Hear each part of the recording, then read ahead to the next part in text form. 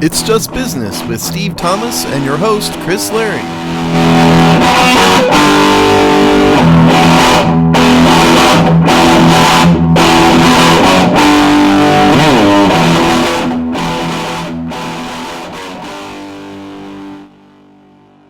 Hello and welcome to another episode of It's Just Business on the Hogstein Network, the show where we look at the dollars and the cents of the sports media, business, industrial complex and all of its mundane, status quo, kind of no good stories type of vibe, right, Steve? Yeah, it is kind of like that, but how are you? How's New York treating you?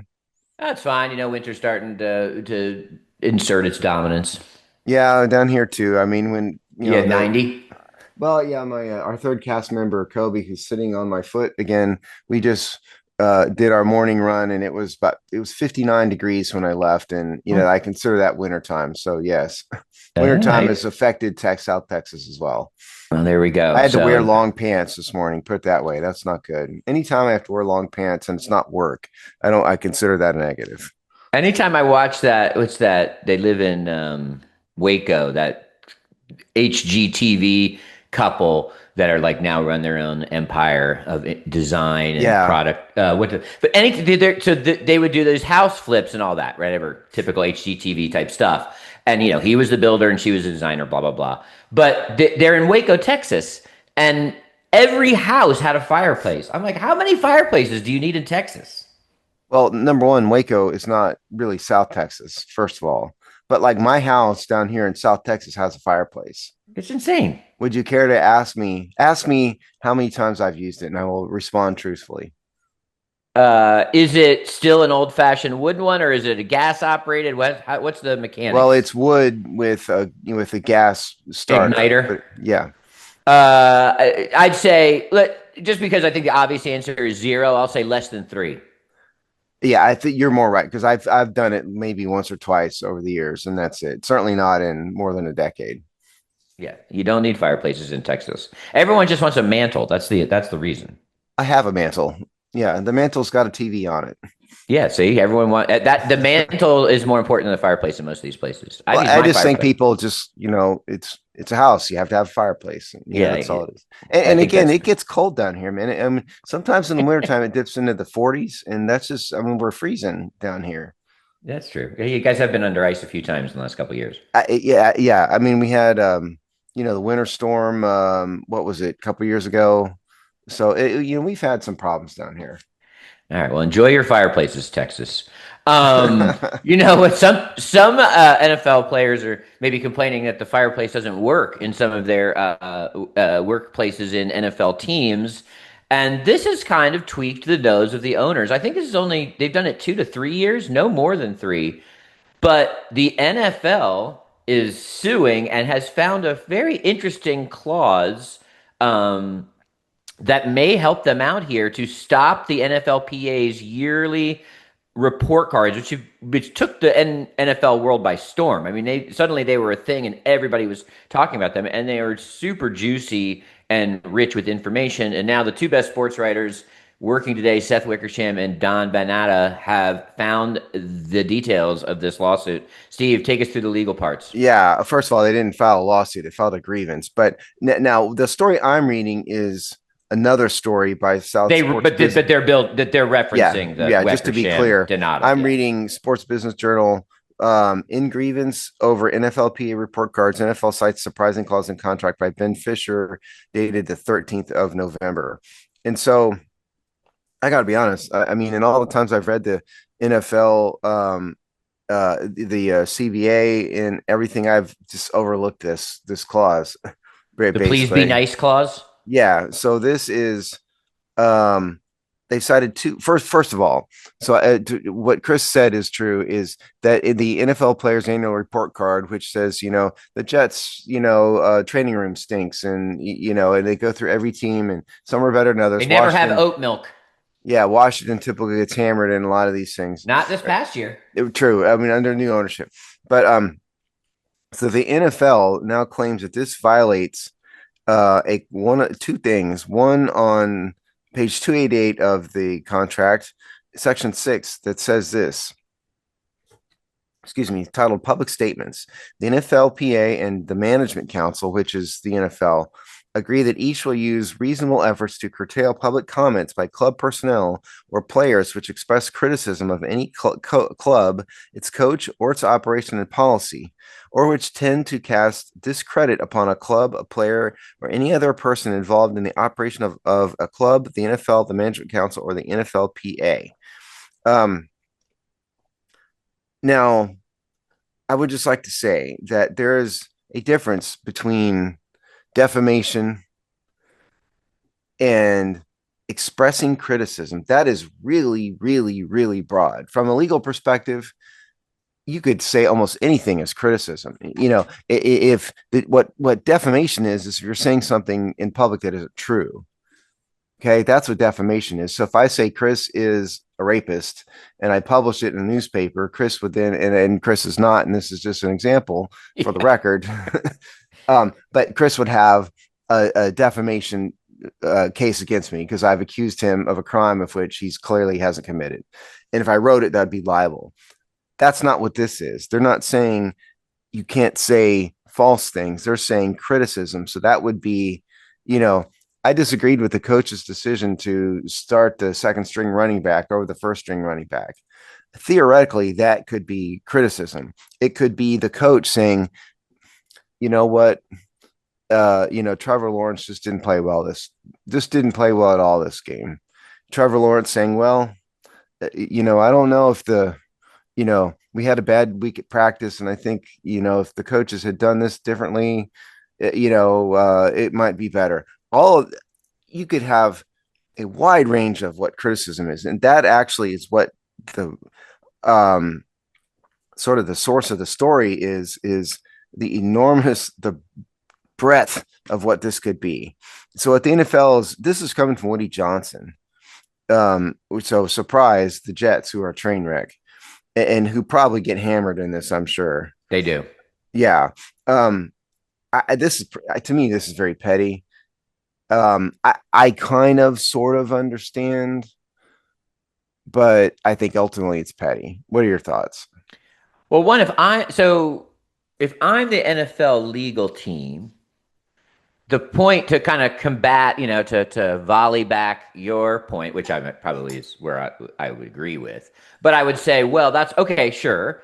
And so, but the reason why we're sharpening the lens here on this clause is that you had to be proactive in collecting the data, right? You had to go and elicit and ask for criticism, package it in a way that then coordinates that criticism, right? So I would say, which is different than saying, hey, I'm Dan Quinn, and maybe I would have a good defense if the general manager got me some players, right? So I think that their point was, well, if you're going to go and query 1,600 plus players and have a whole schema and methodology and data process, then that is coordinated criticism. So that would probably be their extra argument there. But what the big takeaway for me overall, because who knows what's going to happen with the grievance, and you'd always. We'll talk about the grievance process in a second. Yeah. But go ahead. Is that this shows that the report cards worked. Because it annoyed the NFL to this degree, right? That scored a point. So even if, for whatever reason, let's just say the magical grievance fairy came down and said you can no longer do report cards, they will have already achieved a goal and been a very strategic win for the Players Association. First of all, I think you just coined a new term, the magical grievance fairy. I don't think those words have ever been uttered in the history of time before this moment. Do those hold up in court? Probably. Okay, first of all, what this grievance thing is there's an internal process to resolve disputes that basically binding internal arbitration, more Kangaroo or less. Court. Sort of, yes. And that's the point, is to avoid ending up in court. And there's a way you can end up in court eventually, but that's all this is. And so they're going to go to to the grievance fairy, and the grievance fairy is going to say somebody's right or wrong and stop it or continue. Basically, that's all that's going to happen out of this. And the Sports Business Journal story said what you said, which is that it seems that what the NFL is saying in an anonymous, unnamed source, quote, A source says there's a difference between off-the-cuff remarks and the annual NFLPA report cards. However, it's not clear that the contract makes a distinction. I can tell you the contract doesn't make the distinction. It just says express criticism, period, which could be anything. But it's clear that that's kind of their point. And honestly, it does seem petty. Does it not seem a little petty for the NFLPA to publish these things? I mean, it's interesting for us as fans. Oh, gee, look, here's this team. And it's sort of a way to pressure teams. Because if you recall, this as an example, I think it was the Bengals that a player on the Bengals, the Bengals coach, training staff wanted to recycle athletic supporters, and some player had to go out and buy like 100 athletic supporters several years ago. I mean, it's crazy, right? And so I think it's this report card thing is a way to anonymously get some owners to step up and do better. But the problem is this, I get both sides of it. Yes. Well, I mean, I think it's this is what unions do, right? They leverage for better working conditions for their rank and file. So as a union move, I think they're doing their job. I think nobody, well, I don't know, that's not true. I'll give the NFLPA credit for this. But remember, it's only, like I said, 2 to 3 years ago, we saw the first one of these. And I'm not sure anybody. First one, the report cards? The report cards. Yeah. And it took the NFL world by storm. So I'm not sure people realized what a story it would be, or maybe the NFLPA really knew. But it really did. We've talked about this in the past. It's well timed. It's in one of those kind of mini gaps in the NFL calendar. So it gets right away picked up, and it's got real implications. And it's got implications on free agency. Now, money is money. So I'm not an idiot, but if you're making a decision on some things, for players and the money is, minimal difference, then these things matter. And I think it does really, especially considering what behemoth moneymakers the league and these teams are, anything that kind of pulls back the curtain on them, I think is damaging to their brand and super interesting to everybody else. Yeah. Well, and of course, the problem with it, and honestly, I guess it didn't really occur to me that they hadn't been doing this for years and years and years. The first time I saw this was a few years ago, and I guess it didn't occur to me that was the first one. But I mean, the problem, of course, is that the teams expressly bargained for this, and they expressly bargained to not allow something like this, because the owners don't want criticism.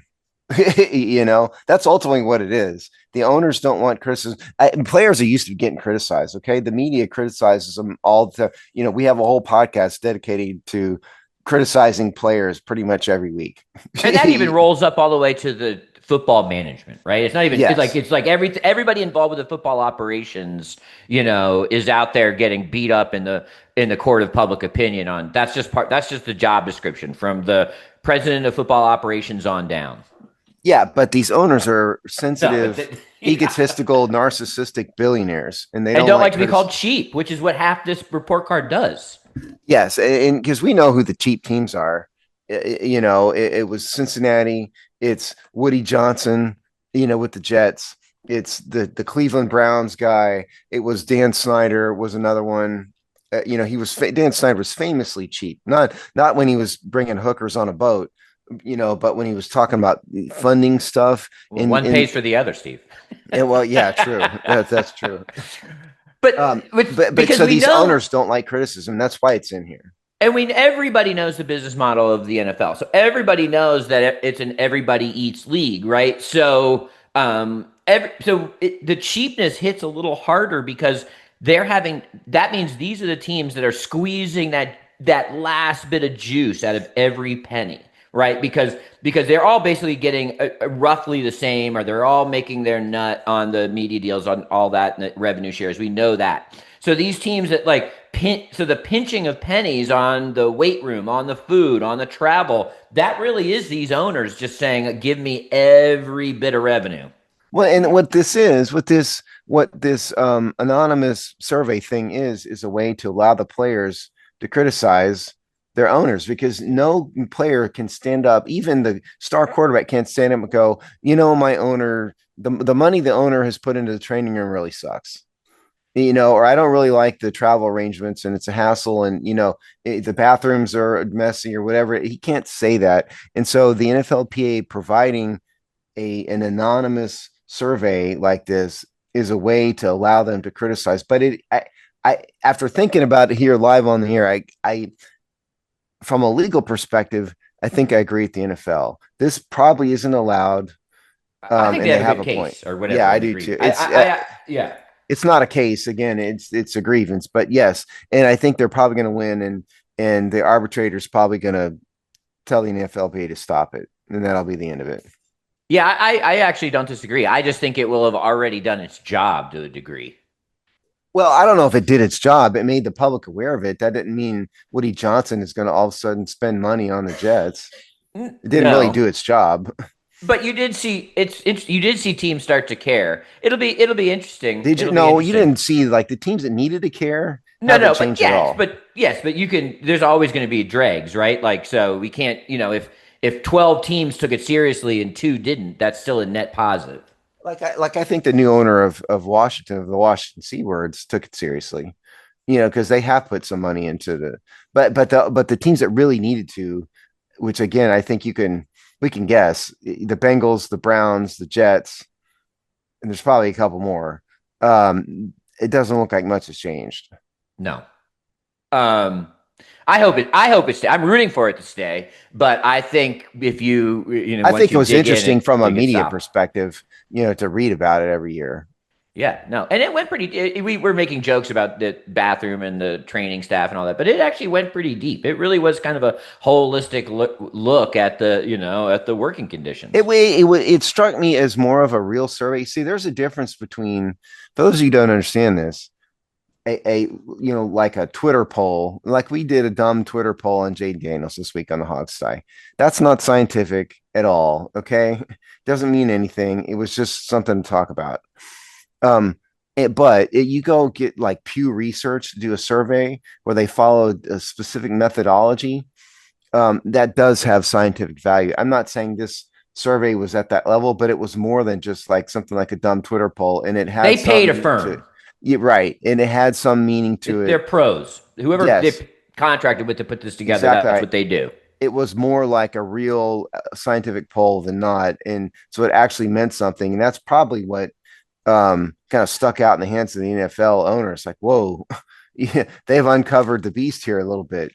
Yeah, because I think a lot of the public doesn't really understand exactly how cheap some of these owners are. I think that a lot of the public just sees billions of dollars from TV and players making $10 million a year or whatever, and they don't really understand how bad some of these owners really are, and how little some of these owners care about winning, how little some of these owners care about anything but their own pocketbooks, and that's the truth. Yeah, I'm out here paying, $17.50 for, a 16-ounce beer, and you got mold in your player bathroom, Yeah, exactly right. And that's what sort of the purpose of the survey was uncovered. So I think that they're probably going to get it shut down. But to your point, maybe it's done its job. Maybe it's done its job a little bit. I hope it continues because it was very interesting to me to go through. I think we might have covered it on every time. I think at least on the Hogsty, if not this show, because it is very interesting to see. I mean, slap that list up like I think they do because they have all kinds of subcategories, and then I think there is a way that all those subcategories roll up to 1/32 ranking, and so you take that. It was a real survey. Yeah, composite of the 32 from their subcategories, and they do their rankings and put that next to the valuations list. That'd be an interesting thing to look at side by side. Yeah, oh, absolutely. And I'd love to see this in like baseball. That would really be interesting because baseball without a salary cap, and we just talked about the last show was it about that earnings versus expenditure ratio that we saw the coming lockout. Yeah, right. And we realized that the Pittsburgh Pirates basically had the biggest sort of they had the most mold in the bathroom. They kind of had the biggest pro rata profit margin is really sort of how it came out, but the lowest payroll, in the Major League Baseball. So what I would love to see is as compared to ticket sales and popularity, where do these NFL teams register on that poll? So like the Dallas Cowboys, I don't even remember, but like the Dallas Cowboys, are they, that have good facilities or bad facilities? And yeah, I'd love that part. I'd love to see. Yeah, it'd be And so that's why on an ongoing basis, it would be fun to see. But I suspect, I suspect it's over. Yeah, I mean, I think it was usually in that kind of like post Super Bowl pre year kickoff gap. So I guess I always just assumed it was coordinated with the NFL somehow, but clearly it wasn't. I never really thought about this before now. It was like a blind left hook by the NFLPA when they did the first one. And so this story, by the way, also says that this clause has been in the union contract since the 70s. So it's always been here, and just nobody's ever bothered to cite it before now. And the story concludes here by saying that in a quote, in a message to members, union leaders said this week they would continue with this year's report cards while fighting the grievance. So they're gonna keep it up, because they could end it and just go, okay, fine, we'll stop. But I don't think the union, the union loves to fight. So, and frankly, I mean, I don't usually support unions, but they're right. Of course, they ought to keep doing it until somebody tells them not to. And because basically that's one of the chummiest relationships in pro player and team relationships. They gotta have something to fight about. Just remember, there's a difference between defamation and criticism, and I think the key to all of this is that the express criticism language in this statement is enormously broad. That's what they're getting caught up in, is really, really broad, because you could claim this isn't defamation. Say, hey, this is, these are polls, this is, somebody's opinion, it's not, nobody's telling lies. You could claim this is not defamation.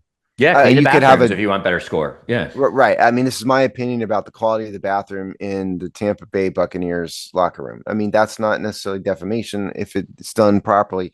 And so they could get away with it from that perspective, but I think they're gonna lose. Also, I think last thing on this, because we probably should move on, but also as fans, remember, we're like, how does my team seem to be injured every year? Maybe it's because the training staff stinks. Right. And people would say that, but they'd be just kind of talking out their ear hole, right? Like it was like, no, we need to fire the whole training staff. Well, this survey actually started to give you some insight on, how much of that was fantasy and how much of that was fact. Right. Yeah. All right. Moving on. So if you can now watch all of your favorite Disney Empire related content, including all of the sports, via the ESPN flagship on YouTube TV. So our long national nightmare of, I think, 2.5 weeks is over. Although as carriage battles go, this one dragged. Yeah. And I closed the story here, so I'm trying to pull it up again. I threw you a fastball here, Steve. I'm sorry. Well, so while Chris is pulling it up, so we did a story last time or the show beforehand, where YouTube TV and Disney had gotten in a tussle. I think it was our last show, because that was when the war was kicking off 2 weeks ago. Right. Yeah. And basically it was over carriage fees, and basically YouTube didn't want to pay Disney as much as Disney wanted them to pay them. And so there was a blackout, and thank goodness the national nightmare is over.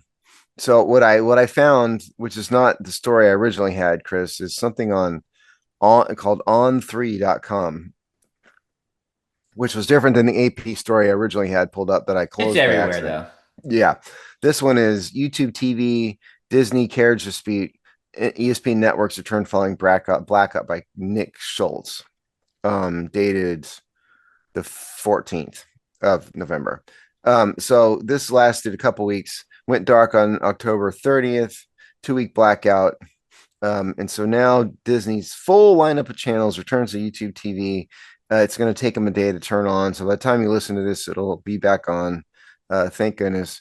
And most importantly, ESPN's full lineup will be included on YouTube TV's base plan without an additional cost, which is the way I think it was before, if I recall. So it's over. Look, this was never going to end in any other way. Okay. it was all they were never going to go their separate ways. This is always going to get resolved one way or the other. Um, I, I mean, YouTube was always going to pay for it because they can't compete without ESPN. They might be able to compete without like the Disney Channel, but ABC and all these other networks they have, YouTube would not be a competitive entity without it. And so ultimately they were going to pay whatever they needed to pay, and that is what happened here. Your thoughts? You'll definitely be able to watch Monday Night Football again. That Yes. Everything will be turned back on by the time their big tentpole, and they missed 2 rounds of that content, either broadcast on ABC or ESPN. Yeah, they missed the Cowboys versus the Cardinals and the Packers versus the Eagles. Yeah, so that Packers Eagles game, I saw somewhere that Packers Eagle game still got 20 million even without that watch option. Well, that should surprise no one. 2 Super Bowl contenders. Pretty wild though still. You're right. This is obvious. The only thing that was at all even mildly interesting is that it took them this long, and I think that's because kind of the template of these deals isn't as set considering some of the changing landscape of streaming. So I think there's a little bit more to figure out, and deals like this will cement that template going forward. So you can expect to see these mini flare-ups just like we've seen these mini flare-ups for anyone who's been paying attention for 30 years. Now, the amount being paid by YouTube TV is not stated in this column. That's why I'd really love to know how many billions of dollars. What's the deal, right? What are the parameters here? But there are no parameters anywhere. That has not been leaked, unfortunately. Here, I'm going to pull up an NPR story real quick to see if NPR has it. I doubt it. No, they don't. So yeah, and it was a transcript. I'm not reading. If it was out, they'd all have it. Yeah, but look here. To me, the bigger picture here is, I mean, you go back a decade, nobody would even notice this maybe, but because Disney has, love them or hate them, and I'm not really a Disney fan because of their politics, but because they have ESPN and ABC under their umbrella, that is a huge amount of sports. That is an enormous amount of sports, and that's really, if you really come down to it, I would argue like very few things are watched live anymore, except sports. Like when is the last time, Chris, you have watched a television show live on a network in its original broadcast window? Meaning you have to watch through the commercials and everything. Yeah, it's sports and maybe a minor sprinkling of news, but but nothing really. And so YouTube needs the sports aspect of this, I think, more in particular to keep up their audience, and that's what it was. Even something dumb like my wife and I still watch Survivor. Even that, which is on ABC. You're recording it all, so you can fast forward. I'm watching at minimum. I'm watching it 25 minutes delayed, so I can. Yeah, there's 3 or 4 network shows I keep up with, and I record all of them, so I don't have to watch commercials. Yeah, so that's the baseline. So interesting, but moving on. So don't worry, you can watch your stuff. And I think it's sports. I think with this one, well, one, it's just consolidation of media shows that when you pick fights with this, you have a long tail of content that you're now blacking out. But I think this one, it's sports plus kids, and that's a pretty dominant twofer. I don't know. I mean, neither you nor I are in this world anymore. I don't know how popular the Disney kid programming is anymore with the kids of today. I mean, I don't have a good sense of it. Well, that plus you get access to the catalog, and the catalog is huge because a decade ago you're talking about iCarly and all these shows, and all these kids loved those and there was like 7 or 8 of them, and some were on Nickelodeon. I realized I'm getting them wrong, but point is there was a series of shows that kids watched, and I don't know. There still is. It's still there. Yeah. The only argument you could say is that it's the other streamers have it too. So if you just pick a lane and stick, you probably get it. But still, I mean, this comes back to kind of our long-standing discussion we've always had about cable television versus streaming, because YouTube TV is a cable network basically. Yeah, 100%. That's what this proves. That ends this debate. The fact that they had the exact same carriage battle, because we've had this carriage battle with other cable providers in the past. I think YouTube had it with one of the other big ones just within the last year. Yeah, possibly. Yeah. But I know Comcast and Time Warner have both argued with networks, and I've seen commercials on support Comcast, and it's typical. this is. I mean, like I keep saying, this is the future. This sort of streaming thing, at some point, your local Comcast is not going to have a cable coming out of the wall anymore, and it's going to be basically a direct YouTube TV competitor if it's not already. Yeah, I think it is already. Another interesting business machination in the halls of ESPN is they broke up with basically the contractor infrastructure that ran their ESPN as a sports book, a direct sports book, and have kind of gotten out of the business of being the house, so to speak, and got back into business with one of the winners of all of this over the last 5 to 7 years, and that's DraftKings, but essentially becoming just an exclusive advertising partner with DraftKings. So an interesting move that, maybe being the house, which I think we said at the time, maybe being the betting house and the broadcast network was going to be problematic. I think Disney or ESPN were idiots for ever trying to start a sports book, which I think this shows. Yeah. So the story we have here is CNBC. DraftKings takes over ESPN sports betting partnership from Penn Entertainment, dated the 6th of November. Lillian Rizzo, who we've done her stories before. So Penn Entertainment was kind of a next level.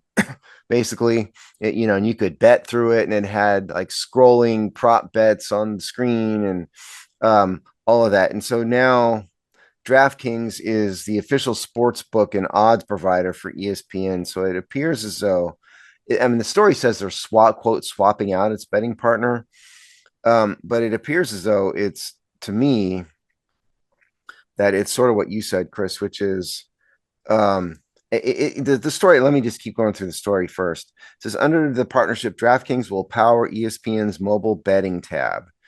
A quote from DraftKings CEO Jason Robbins: ESPN's unmatched visibility across the world of sports make this collaboration a natural fit. As an innovative leader in digital sports entertainment, DraftKings is uniquely positioned to integrate our technology and products with ESPN's iconic brand storytelling power. Blah, blah, blah. That's just a dumb quote.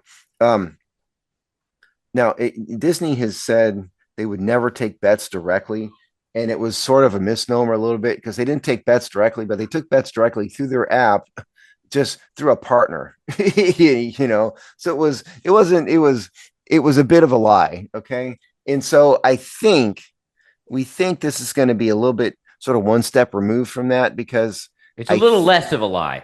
Yeah, because I think you can still go to ESPN's mobile app apparently, but then I think it's just going to link you to DraftKings, basically, instead of doing it directly, sort of blindly through ESPN. And so that's all this is. And we wonder why there are stories about players compromising themselves, for gambling. Rozier, Billups, there's others. There's a baseball story about it now. Yeah, the relievers. This is the price you pay when you legalize and encourage gambling. This here. And I think that's one of the reasons why ESPN almost in doing this is creating that extra layer of, well, we're not really the house, right? Like, so before it was like, it was a really thin veil there. Now it's like a little bit of a thicker winter curtain, so because the money is the same point I made a couple weeks ago in that he agrees. A couple Kobe weeks ago heard a car. that the money is so big doing this legitimately and protecting the sanctity of the sport that futzing around with being a sixth most popular betting house in the market is not worth it. It's just like, it's too much risk to the golden goose. Well, see, hypothetically, if ESPN was just a mere broadcast partner, they could probably become a gambling house at the same time. But people need to remember that, like ESPN, ESPN owns most of the bowl games, college football bowl games, owns them outright, and now ESPN, owns the rights to like the NFL network. They're in bed with the NFL. And so having a direct link to gambling, I think, is starting to tread on dangerous waters. And that's why they dumped in a sort of big picture sense. It's also about money. I mean, I'm sure they're paying DraftKings less than they were paying Penn Entertainment, or they're you think they're going to make more profit or something. But to me, it's when ESPN is not just a broadcast partner, because they're not. I think it starts to tread on dangerous ice, shall we say, and that's part of it. And I think that's sort of what you're getting at. It's not worth risking the big nut. You can't own the bowl games and then have gambling on the bowl games and expect the teams to see Kobe's very upset. And then they weren't breaking through the market, right? We saw the instant gold rush where everyone moves in and we're the house. We have a betting. And then we see, who the winners and losers are. And it's clear that DraftKings and FanDuel and MGM are the winners, right? So the winners and losers are emerging. And so also no one wants to be the sixth or seventh or eighth best version of these things, right? You're either going to be in the top three, if you're not first, you're last, as Ricky Bobby says. First of all, Kobe has had a very strong and visceral reaction to this gambling story. I had no idea that this was such a priority for him. And so I'm glad this is why we have a third cast member, so he can speak up and let everybody know what is important to him. And so now we know that so I'll warn him next time we bring up gambling, which is every show. Well, yeah, true. Yeah, which is every single show. But I didn't warn him this time. And so he just, he let everybody know. Look, I've never been a huge fan of the expanding reach of gambling, because I think it only, I mean, there's an element of personal freedom to it. And, if you want to abuse your bank account, kind of go to it. But I'm not sure as like a government or as major networks, they ought to be encouraging it like they are, and I understand this. All this came about, 5 years ago, some number of years ago, when the Supreme Court overthrew the national ban on gambling in everywhere but Nevada and New Jersey. That's when this started. And don't quote me on 5 years, but we did the story at the time. Well, I think New Jersey was because New Jersey didn't have. That's what I'm saying. Well, no, it didn't have the legal sports betting. It had the other betting licenses, and then they fought on that. Yeah, but the point is that Supreme Court opinion that basically legalized gambling in the country. That's what was the genesis of all of this, basically. And I'm not sure it's a good thing we have our freedom, but the government, I don't know if should be encouraging this stuff, because I think it leads to this kind of problems. And these sports networks and leagues getting in bed with this is leading to stuff like the Chauncey Billups case. When you greatly increase, when gambling is prolific amongst the broadcast networks and the leagues, you're going to have cases like Chauncey Billups. And there was a story, we're not going to do it here, but 2 baseball pitchers got wrapped up in this too. Same thing. So, and there's a bunch of college football players suspended, right? Yeah. I mean, you're going to see more and more of this. And that's why I said, like, from a societal standpoint, I don't know if we should be encouraging this stuff. You may disagree with me, but I mean, I'm not talking about the rights of people to do it. I'm talking about the government, allowing it and encouraging it. Well, usually that when you talk about these kind of like where are our legal restrictions on vice, right, and the sort of all that issue, they usually are coupled with what I would argue the money was too big here to do this in some kind of socially responsible way, and so it went from brush fire to forest fire quickly. Almost like it's all about business. Right. Yeah. It's just business. Yeah. The money was too great to put the right speed bumps in here. And so they'll figure out the speed bumps here. Yeah. They'll build the speed bumps here, on the Autobahn, basically. They'll attempt to.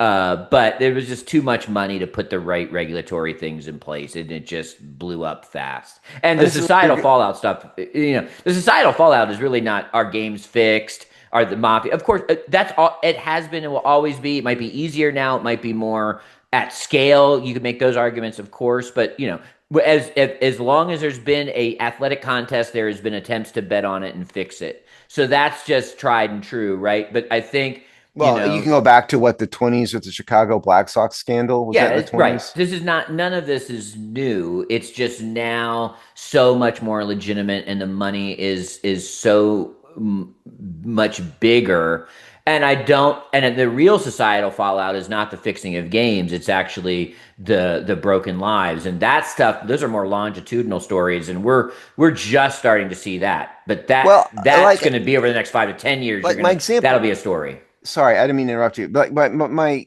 like a good example is if you recall in what the late 70s, early 80s, the NFL or CBS rather had Jimmy the Greek on, every year, and Jimmy the Greek was a gambling guy. Yeah, they all had him. He was just the most famous. Right. Yeah. But there was a lot of criticism for bringing these gambling guys into it because it was sacred. And now it's, ESPN has got their mobile betting app and they're in bed with DraftKings and Penn Entertainment. Like none of that, no league had a team in Las Vegas expressly because it was the gambling capital of the world. They did not want to have anything to do with gambling. And now they're just not, the leagues are in bed with it. There's official gambling partners of the NFL and all of that now. And this ESPN partnership is something that you never would have imagined, in a generation ago, ever. And it seems like they got a small little modicum of regret here, and slightly course corrected. It's like how you slowly turn the giant ship. Just kind of clock it a little bit to. There's probably some happy medium here, and maybe the happy medium is you don't have Penn Entertainment turn ESPN into a gambling house, and then sure you have an advertising partner and click through this, and you can go to DraftKings and do whatever DraftKings do. Maybe that's the line.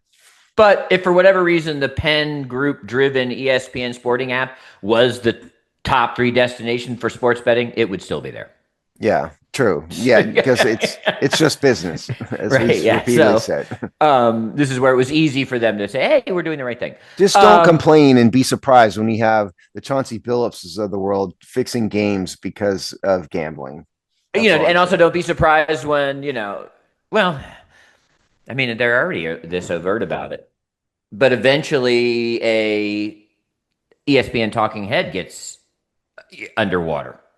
That also sure could happen at some point. It's going to happen, right? 100%. There's going to be one because these guys are former athletes, a lot of them, and I don't know if the public fully understands like the lifestyle these people lead. It's not everybody, but there's a lot of them that are big drinkers, big partiers. They gamble. They're big gamblers in Vegas and all of that. And a lot of them just lead a lifestyle that normal career people don't lead. And a lot of them get in trouble with stuff like this as a result. Yeah, and that's rich people in general. I mean, that's why it's called disposable income. But they also have a lot of time on their hands. I mean, this is so mega rich people generally have time on their hands. Yes. It's not like the guy working 9 to 12 hours a day every day and pick your career, either an office or a factory, does not have time to do all that. Because he or she has to work. If they've got to commute, they've got to raise the kids at home and make dinner, and none of that stuff. All of that is dramatically easier when you're an athlete or you're in broadcast. You're on the air for a few hours a day. When you have enough money where you don't have to work, basically. And also, there's a lot of ego in there, because they've been coddled their whole lives, and so they're just predisposed to this kind of stuff. That's what I'm saying. So we will continue to track that. But speaking of players kind of coloring outside the lines, Antonio Brown, is he back in the United States? Where in the world is Antonio Brown? It's like, what is that? What was that old? Where in the world is Carmen Sandiego? Is that San Diego? Yeah. Is that what it was? Yeah. Okay. So when we last left Mr. Brown, he had not been re-signed by the Steelers. He had gotten in some trouble for all kinds of stuff. I think domestic violence and all sorts of stuff. Well, according to ESPN News Services, dated November 6th, this is uncredited in terms of an author. Ex-NFL star Antonio Brown arrested on attempted murder charge. The interesting part, not only was he arrested, he was arrested by taken into custody by United States Marshals in Dubai, the United Arab Emirates, flown to New Jersey, and then he's going to be extradited to Miami. Okay.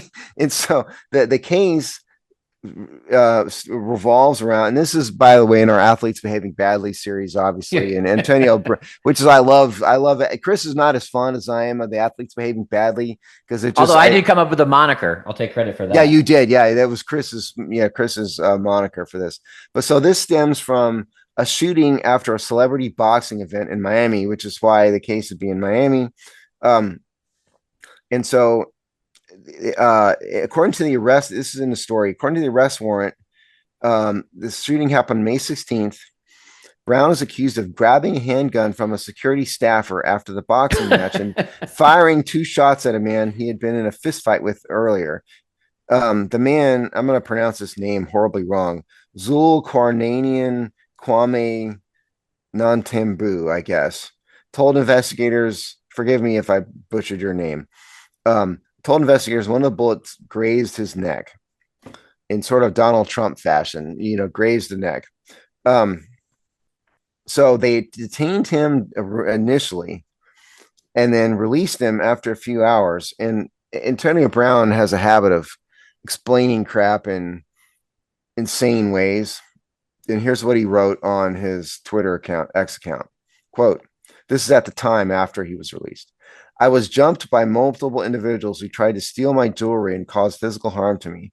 Contrary to some video circulating, police temporarily detained me until they received my side of the story and then released me. And then all in all caps, I went home that night and was not arrested. We take talking to my legal counsel and attorneys on pressing charges on individuals that jumped me. Warrant was soon issued thereafter, June 11th. So the U.S. Marshals actually went all the way to Dubai to pick him up, which I think is really funny. Look, sometimes people have to actually investigate what happened. Okay.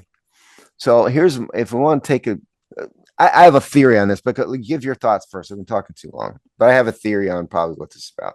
Well, I mean, it's obvious that he wasn't totally secure in his innocence, considering he fled to Dubai. I mean, that tells you everything you need to know. That's a very Antonio Brown thing to do. Yeah. Did he strip down his clothes as he entered the plane? I don't know. That's a good question. Okay, so obviously, I think what happened here clearly there was a fight of some type. But my guess is that the fight was probably over or being handled by the security. And then the Browns act of, if true, grabbing the security guard's handgun is another step. You have the right to self-defense. If I try to rob Chris, and by physically assaulting him in the street, Chris has a right to defend himself. And so if I try to steal Chris's necklace, Chris's chains in his ice, which he wears every day, I'm sure, and I come and assault him, he would have the right to punch me in self-defense. But clearly in this case, the security guards had come up. So Brown's act of physically taking a gun and escalating what is clearly started out as at a minimum a physical confrontation and bringing a firearm into it is an unlawful escalation of activity, and especially when he fires the gun and barely misses or grazes Trump style this guy, that is criminal intent. And so my guess is they probably just had to investigate this for a while and watch some video and figure it out. It's not that unheard of that somebody is charged a month after the event. Sometimes you have to look into things, but my guess is that the escalation of taking a physical confrontation and bringing a firearm into it is the attempted murder part. And so he's probably going to go down for that. Unless the guy had a gun himself, which is in the story here. If the other guy whose name I can't pronounce, if that guy brandished a firearm, then you could argue it's self-defense, but that's not in the story. Or like a knife at his throat or something. But again, none of that is in the story. Yeah, and still the taking the security officer's gun from his holster or whatever is an extra act of concept and thought about what your actions are. But if I was going to justify that from a legal perspective and I was Brown's counsel, you would have to say my life was in danger. I'm acting in self-defense. The security guard was unhelpful. The guy had an immediate threat to my life somehow. He had a knife to my throat. He was threatening me with a gun. Something. If they don't have that, and this is just Brown getting mad, it's over. Attempted murder, he's going to get years. Yeah, he's probably in some trouble. Yeah, that's just, I guess, return to the point. Like, if you're confident that you are going to at least have a fighting chance to beat the rap, so to speak, you do not you do not flee to the Middle East generally. Yeah, and by the way, as a strategy, right? And Antonio Brown is utterly untrustworthy. Okay.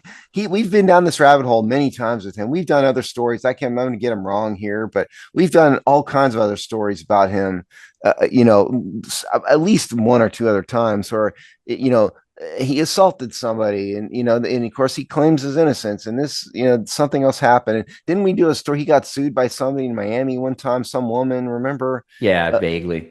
Yeah. But he also, I mean, even in the context of his work and maybe not as criminal, I mean, with no criminal implications, but I mean, he had public meltdowns on the field, he's insane. Attacking, not physically attacking, but, verbally attacking players, trashing his bosses, this kind of, volatile and crazy behavior, is no shock even from his professional actions. He ruined an all-pro career because he's a crazy man. And this is just another example of it. So they got in some fight with this guy. Maybe the guy was trying to steal his jewelry. Who knows? But the act of grabbing a handgun, stealing a handgun from a security guard, and then shooting it, my guess is there's no justification for this, and he's probably going to be found guilty of an attempted murder charge. No, you can. I mean, it paints a picture in your head very easily, right? He's being both parties are being somewhat restrained. He's still obviously very hot. He's got, maybe let's call it 2 or 3 security officers probably cornering him in some way. And he's screaming and yelling. Everyone's screaming and yelling. And he lunges forward, goes for the hip, draws and fires. Yep. And there's no justification for that because it's not in self-defense unless there's some facts that just utterly aren't in evidence. And I suspect the story you're telling is probably close to what happened. Yeah. And by the way, also, I mean, even if you're going to do that, you're firing it in the middle of a public event somewhere. There's other people around. It's just, yeah, he's, I think we're going to see Antonio Brown is going to spend time with P. Diddy in a jail somewhere. Imagine the two of them in jail. He's got to be out of money almost soon. You think? Yeah, I mean, because remember, he blew up his own career. He probably, if he just is, if he's even just a normal diva wide receiver, he probably plays another 5 to 7 years in there and probably gets at least one more chunky contract. So, but my guess he's not a frugal spender would be my guess. Nor is he, or is people knocking down his door to endorse their products. No. Okay. Let me see if I can real quick find his lifetime earnings really, really, really fast. Because I don't want to take up too much time doing this. He got one good contract out of the Steelers, I'm sure. But the last time he was in the NFL, he had 1 year contract, $3.1 million, and the year before that was $1.7 million. Then $10 million the year before that. He was on a series of here's the big one was 2019 to 2021 with the Raiders, 3 years, $50 million. Oh, I forgot he was a Raider even completely. Yeah. Okay. And so then that was and then there was a contract before that with the Steelers, that was the one that got terminated. So that was 2017, 2021, 4 years, $68 million. So even if he only got part of those, and then there's another one before that. And then it was veteran minimums as he bounced around the league, right? Yeah, well, he had a 5-year contract with the Steelers, $41 million. So he's made easily $100 million, would be my guess. I would venture a guess he has very little of that left, probably. Yeah, no, he's got to. It's got to be running out, and this is going to be, fighting this is going to be expensive too. NFL players historically are not good with money. And you take one who is certifiable like Antonio Brown, and odds are he's thrown it all away on things like living in Dubai and luxury for no reason except, evading a murder charge. Yeah. Attempted murder charge. Maybe he was hanging out with, who was that idiot who lived in the Middle East before he got arrested in England? Andrew Tate. Maybe he was hanging Wasn't out he in with Eastern Europe? He was in Eastern Europe, wasn't he? Oh, was he? I don't know. Yeah, I think okay. Anyway, I think we've exhausted this topic. Enough. Yeah. Andrew Tate's usually a good time to wrap things up. Yeah, absolutely. I was kind of linking the crazy together for the record. All right, Steve. So the Hogsty, it's like we've been here before, but the slog to the off season has begun. Yeah, it's you had 1 year of hopefulness, and then it's sort of back to normal a little bit with chaos and terrible play. I will say one thing. So you guys will know the result of this because this will not be published until Tuesday after the Miami game. Okay. But they will tie an all-time NFL historical record. If they lose by 20, I think it's 20 or 21 more points, one of those two numbers, that they will have done that 5 times in a row. And that is tied for an all-time NFL record of most blowouts in a row. So you will know if that happens. You guys listening already know. Chris and I will be watching to see if they can tie an all-time NFL record for bad. And we cover all that every week, that and more every week on the Hogsty and in all of our regular written content. And if you don't think the Dolphins can do that, you're insane. The Dolphins just comfortably beat the Buffalo Bills. Yeah, they can still score points. Yes. All right. And in terms of sports business, we will see you in 2 weeks.